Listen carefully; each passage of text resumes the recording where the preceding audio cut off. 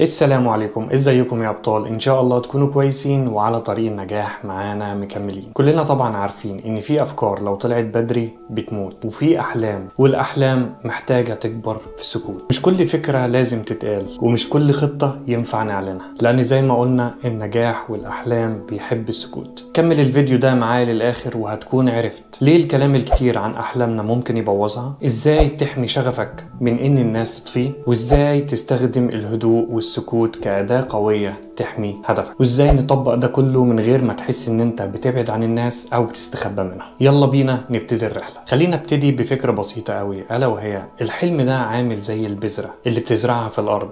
لو كل شوية تطلعها من مكانها توريها للناس، تحكي للناس عليها، مش هتنمو ومش هتنضج. فمسؤوليتك هنا ان انت تديها فرصة انها تكبر وتنضج، وبعد كده ممكن توريها للناس. البذرة دي او الشجرة الصغيرة دي محتاجة رعاية، محتاجة تغذية بعيد عن الناس، والأهم من ده محتاجة رعاية من غير أي ضغط خارجي اللي هو ضغط الناس. الفكرة هنا مش كل حاجة لازم تحصل في العلن، أعظم الحاجات بتبتدي في الخفاء بهدوء وبثبات، كأنك عالم شغال على اختراع جديد في المعمل بتاعك.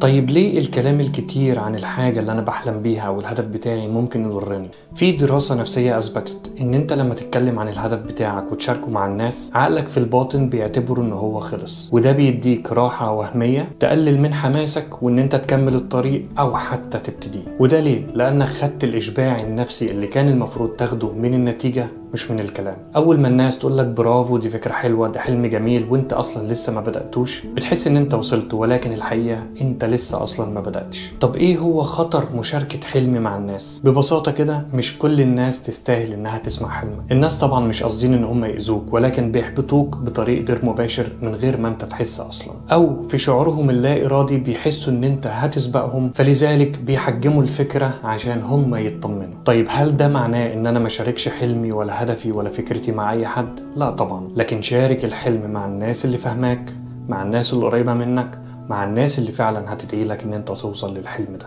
ولما تختفي فترة عشان انت مركز على حلمك ومركز على هدفك، الناس هتبتدي تسألك ايه يا عم انت اختفيت فين؟ واصحابك هيقولوا لك يا عم انت ما انتش بتخرج معانا زي زمان. الإجابة ببساطة ممكن تقول لهم انا شغال على حاجة، وان شاء الله بإذن الله لما يكون في نتيجة هشاركها معاكم، لكن اوعى تخجل ان انت تختفي. وده طبعا احسن من ان انت تشارك فكرتك مع الناس والناس تبتدي تقيم فكرتك، وممكن تحجمها، وممكن تحاول تغير اتجاهك وتربك افكارك، وعند نقطة معينة تحس ان حلمك ده ملوش قيمة. لا يا بطل، خلي حلمك لنفسك في الاول، خلي زرعتك في مكانها لحد ما تكبر ان شاء الله وتوريها للناس وهي مثمرة. وهنا اهم حاجة الفرق ما بين اللي بيتكلم واللي بيعمل. شوف كم مرة حد حواليك قالك انا هبتدي اشتغل على مشروع، انا عندي فكرة مشروع، انا عندي فكرة بيزنس، او حتى انت نفسك ممكن تكون فعلا عندك او كان عندك افكار كتير وابتديت تتكلم عليهم مع اصحابك، مع زملائك في الشغل، مع صاحب الشغل، كم حاجة فيهم اتحققت؟ اكيد ولا حاجة. فيا بطل استغل وقتك بكل ما تملك لحد ما توصل ان شاء الله وتبتدي تشارك حلمك مع الناس. اكيد في امثلة حواليك كتير لناس اختفوا ورجعوا وهم محققين اهدافهم من غير اعلان، من غير بوست على السوشيال ميديا، من غير اي ضجة، ولكن كانوا مركزين على تحقيق الحلم ده. وهم دول الناس اللي فعلا قصصهم بتبقى ملهمة، لان فعلهم اكبر من كلامهم. وخد بالك يا بطل، السكوت مش ضعف،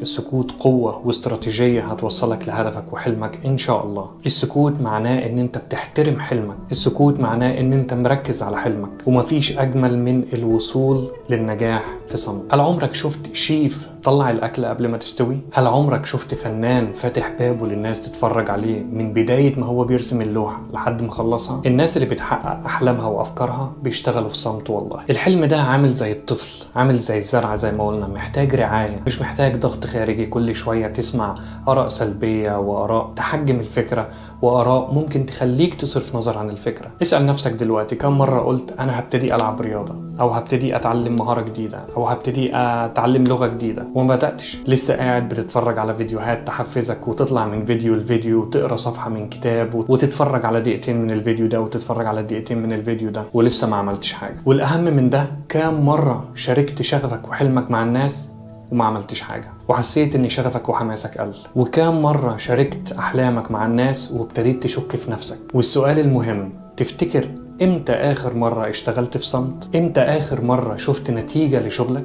امتى اخر مرة بصيت لهدفك وقلت انا حققت منه 10% او 20%؟ اتمنى يا ابطال ان كتير منكم يكونوا فعلا وصلوا لاهدافهم حتى لو صغيرة، ولكن الفكرة اشتغل على نفسك في صمت، والله صدقني هتفرق معاك كتير، والله عن تجربة شخصية. والرسالة الأخيرة في الفيديو، خلي حلمك يكبر في صمت. لما تكون ناوي تعمل حاجة كبيرة اشتغل عليها في هدوء، احميها من النقد والنقاشات اللي ملهاش لازمة قبل ما تكبر، وافتكر الناس بتحترم النتائج مش النوايا. فيلا يا بطل، العب لعبتك في صمت واخطف الأبصار بالفعل. وكالعادة عشان تكون فيديوهاتي سريعة وملهمة ونستفاد منها، هختم الفيديو ده برسالة من القلب، وهي شكرا لكل واحد عمل اشتراك في القناة وكل واحد ساب إعجاب وتعليق على الفيديو. واشوفكم في فيديو جديد إن شاء الله. مع السلامة.